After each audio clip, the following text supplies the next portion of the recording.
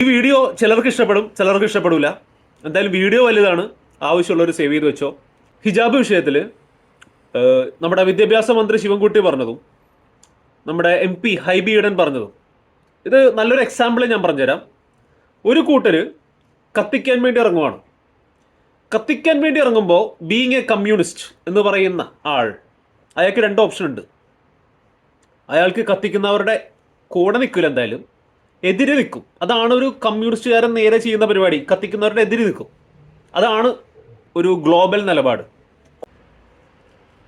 രണ്ട്, കത്തിക്കുന്നവരുടെ തീ കൊടുത്ത തീ ഊതിക്കെടുത്താൻ ശ്രമിച്ചു ഇന്നില്ല, ഇന്ന് നേരെ കത്തിക്കുന്നവരുടെ കൂടെ നിന്നു. അപ്പൊ ഇന്ന് ഊതിക്കെടുത്താൻ വേണ്ടി ഇറങ്ങിയത് ഹൈബി ഈഡനാണ്. ഹൈബി ഈഡൻ വലിയൊരു കയ്യടി അർഹിക്കുന്നു. ഹൈബി വളരെ പക്വമായിട്ടുള്ള നിലപാടാണ് പറഞ്ഞേ.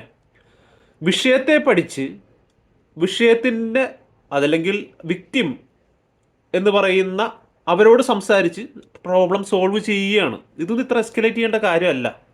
പ്രോബ്ലം ഇത്ര എസ്കലേറ്റ് ചെയ്യുന്നത് കത്തിക്കാനിറങ്ങുന്നവരെ ഫേവർ ചെയ്യുന്ന പോലെ തന്നെയാണ്.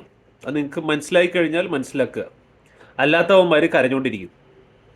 അപ്പോൾ ഇന്നത്തെ ട്രോഫി നമുക്ക് ഹൈബി കൊടുക്കാം. അല്ല, ഇതെൻ്റെ പേഴ്സണൽ ആട്ടോ, ഞാൻ ആരുമല്ല. ഇന്നത്തെ നിലപാടിൽ ഏറ്റവും നന്നായിട്ട് എടുത്തേക്കണ ഹൈബി തന്നെയാണ്, മന്ത്രിയല്ല. മന്ത്രി കത്തിക്കാനുള്ളവരുടെ കൂടെ നിന്നേ. ഇനി ഭരണഘടന, ഇന്ത്യൻ ഭരണഘടന മുഴുവൻ വായിച്ചേക്കുന്ന എത്ര പേരുണ്ട്? കുറേ പേര് ഭരണഘടന തിരുത്തണമെന്നൊക്കെ പറഞ്ഞിറങ്ങിയിട്ടുണ്ട്. ഇവരൊന്നും ഭരണഘടന മുഴുവൻ വായിച്ചിട്ടുണ്ടോ? ഞാൻ പറഞ്ഞത് ആമുഖമല്ല, പ്രിയാമ്പിൾ അല്ല.